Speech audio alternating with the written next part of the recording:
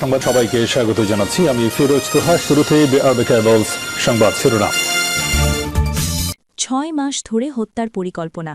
অবশেষে হাদি হত্যার মাস্টারমাইন্ডের নাম উন্মোচন করলেন ডিএমপি কমিশনার।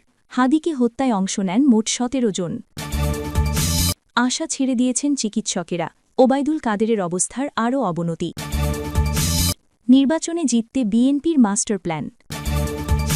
জামায়াতকে ক্ষমতায় আনতে মাঠে নেমেছে ৫ শক্তিশালী দেশ। গোপন সমীকরণ ফাঁস। এতক্ষণ শুনছিলেন সংবাদ শিরোনাম, এখন থাকছে বিস্তারিত। সব জল্পনা কল্পনার অবসান ঘটিয়ে অবশেষে হাদি হত্যার চার্জশিট প্রকাশ। বের হয়ে আসলো মূল হত্যার পরিচয়। এদিকে প্রায় ৩ সপ্তাহ পেরিয়ে গেলেও শরীফ ওসমান হাদির মূল হত্যাকারী ও পরিকল্পনাকারীরা এখনও ধরাছোঁয়ার বাইরে। গোয়েন্দা তথ্য বলছে ৬ মাসেরও বেশি সময় ধরে করা হয় এই হত্যা পরিকল্পনা। আর পুরো কিলিং মেশিনটি বাস্তবায়নে কাজ করেছে দেশ বিদেশের একাধিক গ্রুপ। এই মামলায় গ্রেফতার একজন ফয়সালির খুব কাছের। তার জবানবন্দিতে পুলিশ জানতে পেরেছে শুটার ফয়সাল সিঙ্গাপুরে যায় ২১ জুলাই। সেখানে ২ জুলাই সন্ধ্যায় সিঙ্গাপুর মালয়েশিয়া বর্ডারের এক হোটেলে সে দেখা করে ৪ জন হেভিওয়েট পলাতক আওয়ামী লীগ নেতার সঙ্গে। গোয়েন্দা তথ্য বলছে জাহাঙ্গীর কবির নানক, ইলিয়াস মোল্লা ও যুবলীগের তাইজুল ইসলাম চৌধুরীর ওরফে বাপ্পিও ছিলেন ওই বৈঠকে। এসবের তথ্য প্রমাণ যাচাই করেছে তদন্তকারীরা। ৫ দিন ধরে এসব মিটিংয়ের পর ২৬ জুলাই দেশে ফেরে ফয়সাল। দেশে ফেরার পর একটি ব্যাংকে ফয়সালের সন্তানের নামে ৫৫ লাখ টাকা ফিক্সড ডিপোজিটের তথ্য পাওয়া যায়। শরীফ ওসমান হাদির হত্যাকারীরা ঠিক কোন পথে পালিয়েছে রাজধানী ঢাকা ছেড়ে এবং কোন পথে পালিয়েছে তারা সীমান্তবর্তী এলাকা দিয়ে, তার আদ্যপ্রান্ত খুঁজে বের করেছে যমুনা টেলিভিশন। এবার প্রশ্ন হল, কারা তাকে সহযোগিতা করেছিল এই দেশ থেকে পালিয়ে যেতে। তাদের নাম খুঁজে বের করতে গিয়ে দুজনের নাম পাওয়া যায়। একজন তাইজুল ইসলাম চৌধুরী ওরফে বাপ্পি, যিনি রূপনগরের মিরপুরের এই এলাকারই ছিলেন সাবেক কাউন্সিলর। আরেকজন ছিলেন তার ভগ্নিপতি, যিনি আমিনুল ইসলাম, যার সহযোগী। আমাদের প্রশ্ন, এই মুহূর্তে তারা দুজন কোথায় এবং কিভাবেই তারা সহযোগিতা করলেন তাদেরকে পালিয়ে যেতে? এলাকাবাসীরাই বা কী বলেন? ঢাকা মহানগর উত্তর যুবলীগের সাংগঠনিক সম্পাদক ও রূপনগরের সাবেক কাউন্সিলর তাইজুল ইসলাম বাপ্পির অফিসে গিয়ে দেখা যায় এখন এই অফিস অন্যদের দখলে। এলাকাদাসী ও ভবনের দায়িত্বে থাকা কেউ দিতে পারেনি তাইজুল ইসলাম বাপ্পির সঠিক কোনো অবস্থানের তথ্য। বাপ্পির বাড়িতে গিয়ে পাওয়া যায় তার ছোট ভাইকে। যমুনা টিভিকে তিনি নিশ্চিত করেন বাপ্পির শেষ লোকেশন ছিল দুবাই। এরপর আর যোগাযোগ হয়নি তাদের সাথেও। ৫ আগস্টের পর বেনাপোল সীমান্ত দিয়ে বৈধ পথেই দেশ ছাড়ে বাপ্পি। কাউন্সিলর বাপ্পি ছিলেন সাবেক এমপি ইলিয়াস মোল্লার ঘনিষ্ঠজন। সমস্ত কিছু কলাকাঠি নেড়েছে এই আওয়ামী দুঃশাসনের সন্ত্রাসীরা।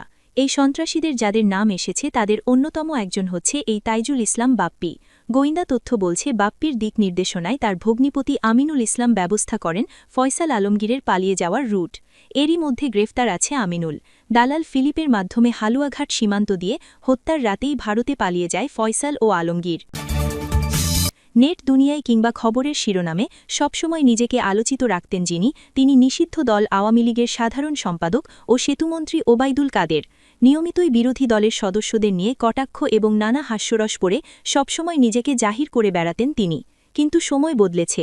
জুলাই আন্দোলনে শেখ হাসিনার দেশ ছেড়ে পালানোর পর থেকে তিনি কেবল একবারই ভারতের গণমাধ্যমে নিজের করুণ পরিণতির বিষয়টি স্বীকার করেছেন। এরপর থেকেই যেন কোনো খোঁজ মিলছিল না তার। কিন্তু আবারও আলোচনায় এলেন তিনি। তবে এবার আর আগের মতো নয়, বরং গুরুতর অসুস্থতায় হাসপাতালে ভর্তি হয়েছেন এমন খবর মিলেছে তার। ৭৬ বছর বয়সী ওবায়দুল কাদেরের শারীরিক অবস্থা বেশ সংকটপূর্ণ। বার্ধক্যজনিত একাধিক অসুস্থতার কারণে বেশ কিছুদিন ধরে শয্যাশায়ী ছিলেন ওবায়দুল কাদের। তবে ২ জানুয়ারি হঠাৎই তার শারীরিক অবস্থার অবনতি হলে তাকে কলকাতার বাইপাসের কাছে অ্যাপোলো হাসপাতালে নিয়ে যাওয়া হয়েছিল। এরপর সেখানে তাকে ভেন্টিলেশনে নেওয়া হয়েছিল।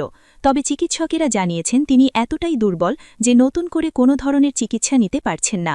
তাই হাসপাতাল সূত্রে জানানো হয়েছে এই সংকটপূর্ণ অবস্থায় পরিবারের সিদ্ধান্তে তাকে কলকাতা নিউটাউনের বাড়িতেই ফিরিয়ে নেওয়া হবে। আর সেই বাড়িতে চিকিৎসক ও লাইফ সাপোর্ট সহ নানা চিকিৎসা সুবিধার মাধ্যমে তাকে রাখা হবে। যদিও তার ঠিকানা কলকাতার নিউটাউনের ঠিক কোথায় এটা নিয়ে এখনও ধোঁয়াশা রয়েছে। এছাড়াও তিনি দীর্ঘদিন ধরে হৃদরোগে ভুগছেন। ২০১৯ সালের মার্চে শ্বাসকষ্ট নিয়ে হাসপাতালে ভর্তি হলে তার হৃৎপিণ্ডের রক্তনালীতে ৩টি ব্লকও ধরা পড়ে। এর মধ্যে একটি ব্লক স্ট্যান্ডিংয়ের মাধ্যমে অপসারণ করা হলে তার অবস্থার বেশ উন্নতি হয়। পরে আবার অবনতির দিকে গেলে সেই সময় ভারতের খ্যাতনামা কার্ডিয়াক সার্জন দেবীপ্রসাদ শেঠি ঢাকায় এসে কাদেরকে দেখে গিয়েছিলেন। এরপর তাকে সিঙ্গাপুর নেওয়া হলে সেখানে প্রায় ৪ মাস চিকিৎসার পর সুস্থ হয়ে ফিরেছিলেন তিনি। জুলাই আন্দোলনের পর আত্মগোপনে যাওয়ার পর থেকে প্রথমবারের মতো গত বছরের ২৬ মে ভারতীয় এক সংবাদ মাধ্যমে অডিও সাক্ষাৎকার দিয়েছিলেন তিনি। যদিও সেখানেও তিনি দাবি করেছিলেন যে তিনি বা তার দল কোনো দোষ করেননি, তাই কোনোভাবেই আবার ক্ষমতায় না আসা পর্যন্ত কোনো ধরনের ক্ষমার বিবৃতি তিনি দেবেন না। পৃথিবীর বুকে এমন কিছু সুপার পাওয়ার বা শক্তিশালী দেশ রয়েছে যারা আনঅফিসিয়ালি বা লোকচক্ষুর অন্তরালে চায় বাংলাদেশের রাষ্ট্র ক্ষমতায় বড় ধরনের পরিবর্তন আসুক।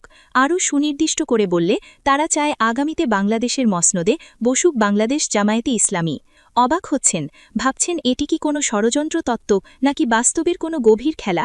এই ভিডিওতে আমরা প্রমাণসহ দেখিয়ে দেব বিশ্বের কোন ৫টি প্রভাবশালী দেশ এখন জামায়াতে ইসলামীকে ক্ষমতায় আনার জন্য উঠে পড়ে লেগেছে এবং নেপথ্যে তারা কি ভয়ঙ্কর সব তৎপরতা চালাচ্ছে।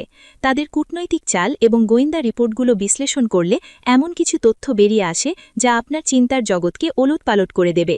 পাকিস্তান, তুরস্ক কিংবা চীনের মতো দেশগুলোর পাশাপাশি এমন একটি দেশের নাম এই তালিকায় রয়েছে যা শুনলে আপনি হয়তো নিজের কানকেও বিশ্বাস করতে পারবেন না।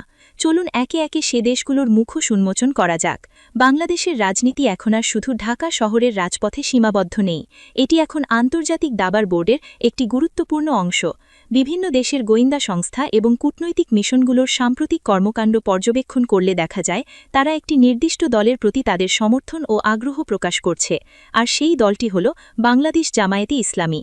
কিন্তু প্রশ্ন হল কেন এই পরাশক্তিগুলো হঠাৎ করে জামায়াতকে ক্ষমতায় দেখতে চাইছে? পশ্চিমা বিশ্বের কূটনৈতিকরা যেভাবে জামায়াত নেতাদের সঙ্গে বৈঠক করছেন তা ভিন্ন বার্তা দিচ্ছে। যুক্তরাজ্য, জার্মানি, ফ্রান্স সহ ইউরোপীয় দেশগুলোর হাই কমিশনাররা জামায়াতের সঙ্গে যোগাযোগ রাখছেন এবং ভারতীয় বিশ্লেষকেরা মনে করছেন এর নেপথ্যে রয়েছে যুক্তরাষ্ট্রের ভূ-রাজনৈতিক স্বার্থ। পাকিস্তান, তুরস্ক, মিশর, চীন এবং যুক্তরাষ্ট্র এই ৫টি দেশ ভিন্ন ভিন্ন স্বার্থ নিয়ে একটি জায়গায় এসে মিলেছে, আর সেই জায়গাটি হল বাংলাদেশ জামায়াতে ইসলামীর উত্থান। আগামী ২০২৬ সালের নির্বাচনকে ঘিরে এই আন্তর্জাতিক খেলা আরও তীব্র হবে। তবে একটি বিষয় নিশ্চিত, বাংলাদেশের রাজনীতিতে জামায়াতে ইসলামী এখন আর একা নয়, তাদের পেছনে রয়েছে বিশ্বের প্রভাবশালী শক্তিগুলোর অদৃশ্য হাত।